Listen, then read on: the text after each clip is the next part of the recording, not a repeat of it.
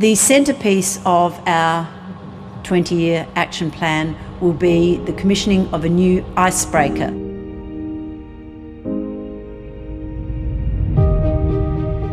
There's none other in the world. We have all the instruments, all the toys we can play with. It's an incredibly proud moment for the Australian Antarctic Division.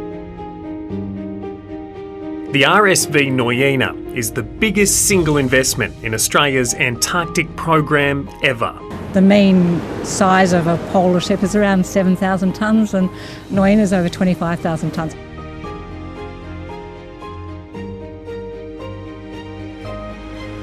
It cost $528 million to design and build, and a further $1.4 billion to keep it at sea over the next 30 years. Hello, Hobart.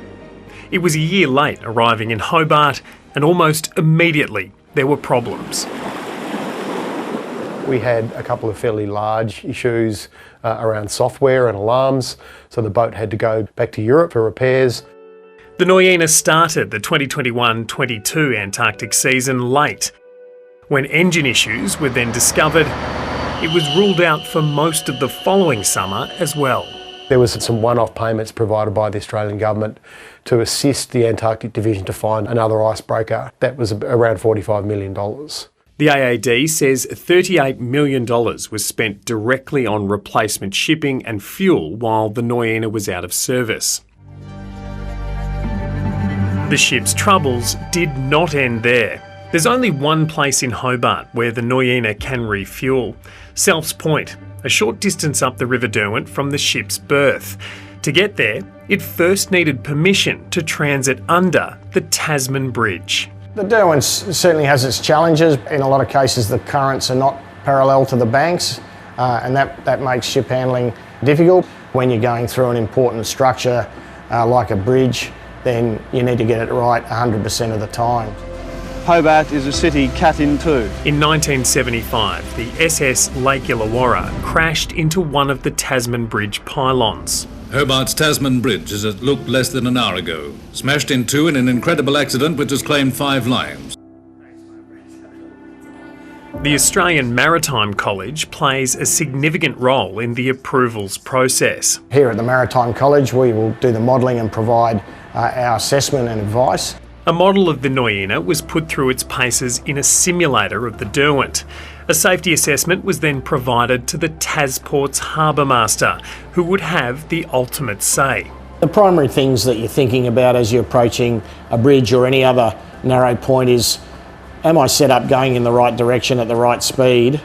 The simulations revealed the Noyena was significantly impacted by wind due to its size and would need to undergo rigorous on-water testing. Ultimately, it falls to those who own the consequences of any accident to consider what a reasonable level of risk to take is. When the Tasport's harbour master took the Noyena with its special egg-shaped ice-breaking hull out to sea for those trials, he didn't like what he found. The vessel is perfectly suited for straight line work, perfectly suited for ice operations. It is a very powerful ship, but when you put that vessel into a dynamic turn, it slides. So whenever a ship makes a turn, at the end of that turn, it's invariably got a component of it that's still going in the original direction before you made the turn, which at the end of the turn is sideways. Additionally, the Noyena was wider than Tasport's had initially been advised. According to its original 2015 design, the ship was 31.6 metres across at its widest point. When construction began in 2017, that had expanded to 35.2 metres. The harbour master denied the ship permission to travel under the bridge. The previous Minister for the Environment, the now Deputy Leader of the Opposition, was Minister when that ship was delivered. And what we have... Oh, she's very proud of it, she interjects. Well, it can't sail under the bridge in Hobart, which means that it can't refuel in Hobart. Instead, the Noyena needs to travel hundreds of nautical miles to refuel in Burnie, which will cost the Antarctic Division an extra $875,000 this summer. The Australian Antarctic Division declined 730's request for an interview. Freedom of information documents obtained by the ABC include an email from a senior staff member calling TasPorts' decision disappointing and will have major impacts both financially and reputationally for the AAD. Another email suggests going to a non-traditional provider to see if they agree with TasPorts' assessment and potentially complete their own simulations. In a statement, the AAD said it is not currently seeking a review of the decision.